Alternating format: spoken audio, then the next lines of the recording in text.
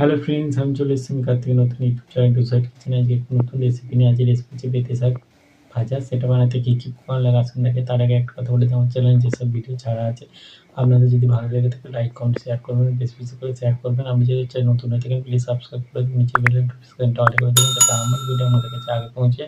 তাই চলুন বেতে শাক ভাজা রেসিপিটা বানাতে কী কী উপকরণ লাগে আসুন দেখাই।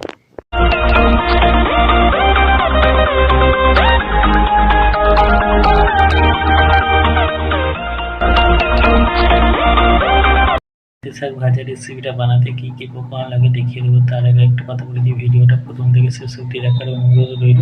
তাহলে চলুন রেসিপিটা শুরু করি। এখানে কিছুটা বেতে শাক ভালো করে বেছে ধুয়ে নিয়েছি। তাহলে চলুন রেসিপিটা শুরু করি। গ্যাসটা জ্বেলে কড়াটা বসিয়ে কড়া তেল আমি দিয়ে দিয়েছি। তেলটা গরম হয়ে গেছে, বড়িগুলো ভেজে নেব। নুন দিয়ে দেবো, দিয়ে ভেজে নেব বড়িটা। কেটে রাখা আলু দিয়ে দিই, আলু দিয়ে হলুদ দিয়ে দেবো। এবার কড়াইতে কিছু মশলা দিয়ে দেবো, কয়েকটা কাঁচা লঙ্কা দিয়ে দেবো, দিয়ে ভালো করে ভেজে নেব।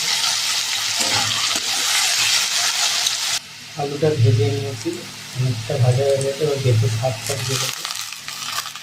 শাকটা অনেকটা কমে গেছে, ভালো করে ভেজে নেব। এবার বড়িটা যে ভেজে রেখেছিলাম গুঁড়ো করে দিয়ে দেবো। দেখুন আমার বেতে শাক ভাজা রেসিপিটা হয়ে গেছে, এটা নামিয়ে নেব। এখন আমার বেতে শাক ভাজা রেসিপিটা হয়ে গেছে। এই রেসিপিটা যদি আপনাদের ভালো লেগে থাকে লাইক কমেন্ট শেয়ার করবেন, বেশি বেশি করে শেয়ার করবেন। আর প্লিজ সাবস্ক্রাইব করে আমাদের পাশে রাখবেন। চলুন তাহলে দেখা হচ্ছে নেক্সট ভিডিওতে। নিত্য নতুন ভিডিও পাওয়ার জন্য আমাদের চ্যানেলটাকে অবশ্যই সাবস্ক্রাইব করে আমাদের পাশে থাকবেন। বেতে শাক আর আলু কড়াইশুঁটিতে এইভাবে ভেজে খাবেন, অবশ্যই খুবই ভালো লাগবে। চলুন তাহলে দেখা হচ্ছে নেক্সট ভিডিওতে।